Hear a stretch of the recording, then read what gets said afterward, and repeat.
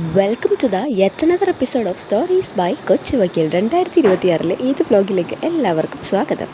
അരിപ്പത്തിരി ഇല്ലാണ്ട് എന്ത് പെരുന്നാളാണ്. രാവിലെ തന്നെ എഴുന്നേറ്റ് ഉമ്മിയെ പത്തിരി ഉണ്ടാക്കാൻ വേണ്ടി ഹെൽപ്പ് ചെയ്തുകൊണ്ടിരിക്കുകയാണ്.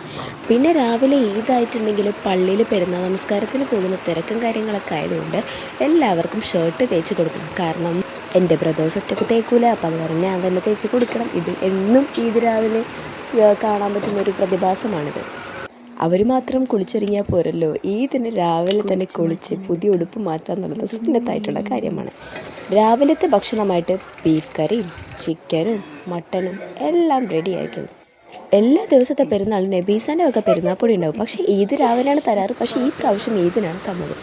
ദേ നോക്കുമ്പോഴത്തേനും അപ്പു രമേശിൻ്റെ കടയിൽ നിന്ന് വാങ്ങിച്ചതാന്ന് തോന്നുന്നു. രണ്ടുപേരും ഒരമ്മ പറ്റ പോലെ ഇരിക്കും. നമ്മ മാത്രം സുന്ദരികളായാൽ പോരോ, എൻ്റെ ഹെസക്കുട്ടിയും സുന്ദരിയായി വന്നിട്ടുണ്ട്.